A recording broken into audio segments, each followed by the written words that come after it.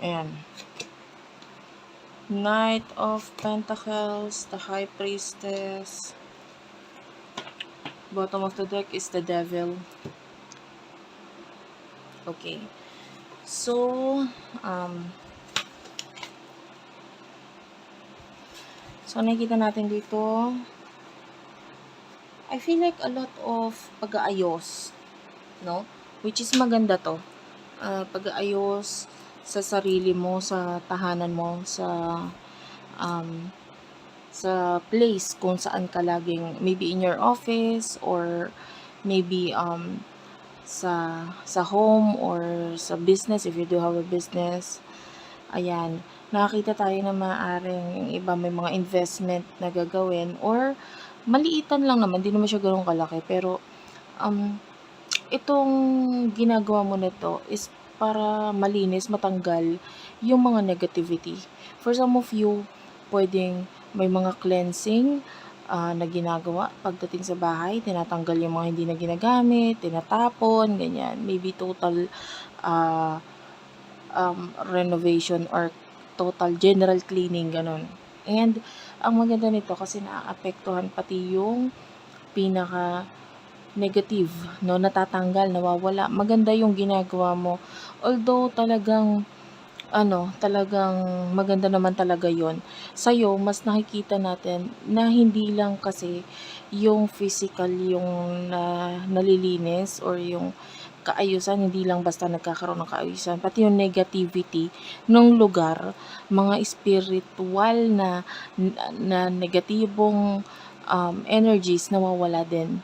No, nakakita tayo ng mga entities, no, mga hindi mo gustong energies sa tahanan mo, na dahil sa ginagawa mo na ito, ikaw rin yun makakaramdam na parang may something, parang hindi nagiging maganda buhay ko, parang hindi nagiging, pagdating sa negosyo, bakit ganito yung business, ganito, ganyan, parang hindi nagiging maganda yung outcome.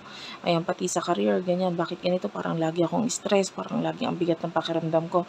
And then all of a sudden, biglang maiisipan na ikaw ay mag-ayos, babaliktarin mo yung mga gamit, yung paglilipat-lipatin ba.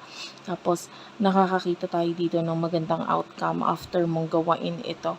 So, if hindi mo pa nagagawa, this is the advice for you, na i-priority mo na yung pag-aayos nito, paglilinis nito, ng iyong tahanan, ng iyong space, especially sa iyong career, and kung saan ka kumikita ng pera, kasi may mga maitataboy kang, sabihin na natin, kamalasan na naka-stay dyan. Okay? So, pagdating sa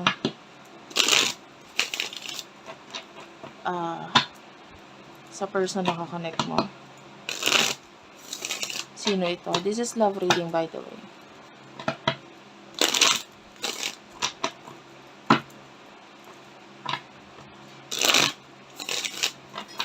Person na kakonect mo for earth sign.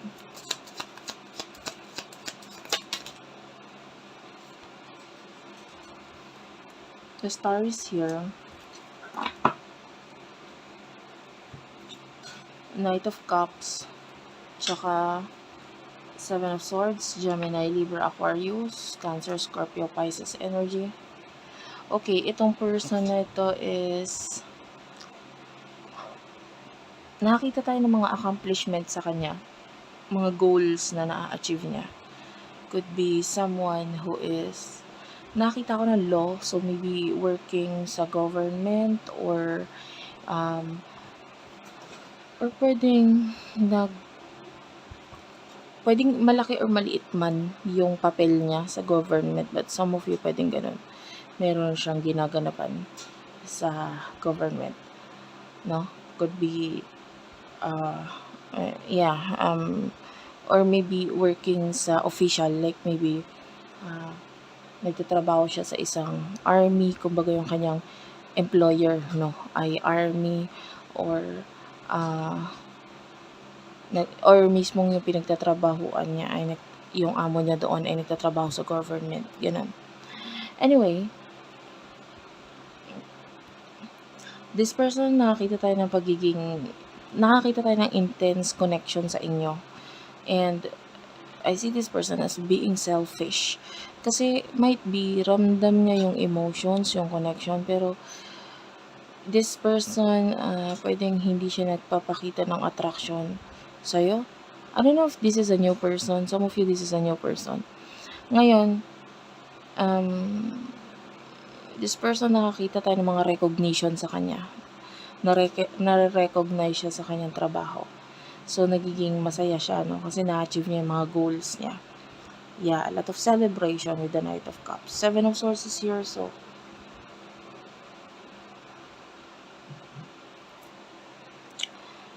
I feel like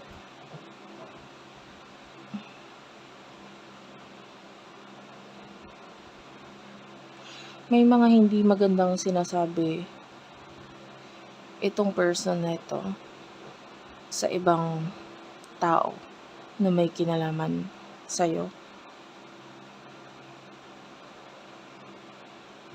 Because you're dealing with someone who is very selfish. Pwedeng, it could be anything eh. Pwedeng, hindi kanya pinapansin because of career and children. I can see children. So, or, if this is a past person, some of your past person, and could be meron siyang bagong kaka-connect or karelasyon. Pwedeng pag nagtatanong yung person na yon regarding sa'yo, o kamusta na si ganito, si past, sasabihin ng person na wala na yun, hayaan mo na yun. Parang ganon. And it is showing to me as parang yun, pwedeng yun yung, as simple as that, pwedeng yun yung sinasabi niyang hindi maganda regarding sa'yo. Okay? Pero yung iba, if this is a new person, pwedeng yung connection ninyo, and maybe you're single and you're looking for serious partner, ito medyo hindi natin nakikitaan ng kaseryosohan sa taong ito dahil masyado siyang selfish. Pwedeng yung mga kaibigan niya, iba yung sinasabi niya sa kaibigan niya regarding sa'yo. Okay? If this is a new person, okay, take only what resonates, guys. Ayun nga, but if this is a past, I feel like may pagka-cut off na ginagawa dito to focus on pag-aayos. And that could be you cutting off this person para mag-focus sa pag-aayos sa iyong work, sa health, sa iyong mentality. Kasi gusto mo maayos na yung home mo, yung mentalidad mo. Ayan. Anyway, take only what resonates. Ano yung emotions niya? Nakakita nga pala ako ng centavo o sentimo. This could be a reading. Pwede may mga hawak-hawak ng mga coins ngayon. Wait lang. Okay. Emotion, the Chariot is here. Okay, you're really living the connection. Death card, yeah, you're really ending this. Lalo na with the High Priestess. Malakas kasi yung pakiramdam mo, malakas yung intuition mo. And pwedeng nararamdaman mo sa person na ito na parang, wala akong mapapala dyan. Alisan ko na yan, lalayuan ko na yan. Mag-focus na lang ako sa buhay ko. Yeah. This is you ending the whatever na meron sa inyo nito. Emotions, pagkagusto. Maybe you do like this person, pero parang nakita mo sa kanya, nako, parang hindi ito, parang nagiging aware ka doon na parang hindi ito magbibigay ng maayos na commitment sa akin. So, dahil doon, nile-let go mo na siya. No? So, anyway, yung person na ito, emotions niya para sa'yo. Queen of Cups, Queen of Wands, and the Nine of Wands. Clarify the Queen of Wands. Seven of Cups. Clarify the Queen of Cups. Okay. Okay. There's two energies na naman dito. So, yung iba sa inyo, kung ang kakonect mo is someone na parang may tinatago na na ugali or what. I'm feeling like marami siyang options. Hindi lang ikaw. And This person wants to try all of that options. Now, especially if this person is single, gusto niya ng magamit yung mga options na yon. Nagkakaroon siya ng attachment, and then honestly, this is tama yung hinala mo na itong taong to parang hindi kasi seryosohin. And makikita mo yon sa kanyang appearance or sa panglabas niya na anyo. Kumbaga unang tingin mo pa lang yung aura niya parang ganun. Why? Because you are the high priestess. Malakas talaga ang intuition mo, pakiramdam mo. Okay? And yung iba naman sa inyo, if this is a past person and may mga experiences ka na sa person to, like attraction, or maybe there's intense connection sa inyong dalawa, mahal ka na itong taon to, kaya lang parang hindi siya sigurado if he or she is going to give you the offer or take the offer kung may offer mula sa'yo. Parang may pag-aalinlangan sa part na yon because of the 9 of Wands, which is mga challenges sa connection ninyo. So what will happen in the future? What will happen in the future for you? Earth sign. The World, the 8 of Swords, and the Temperance.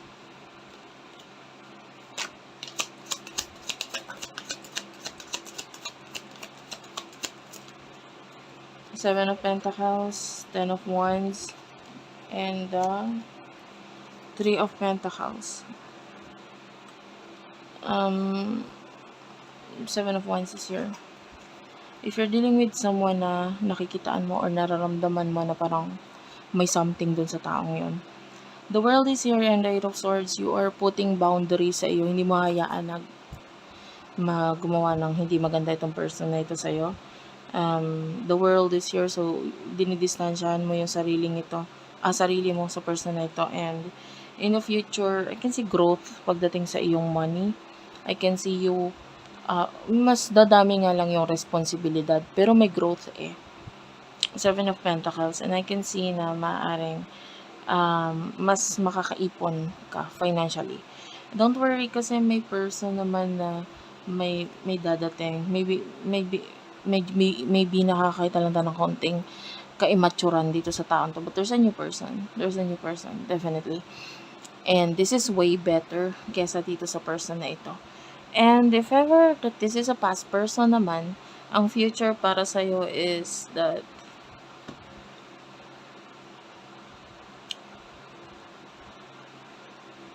I feel like you will no longer move or maggagawa ng movement, pagdating sa connection ninyo ng person na ito. Kasi might be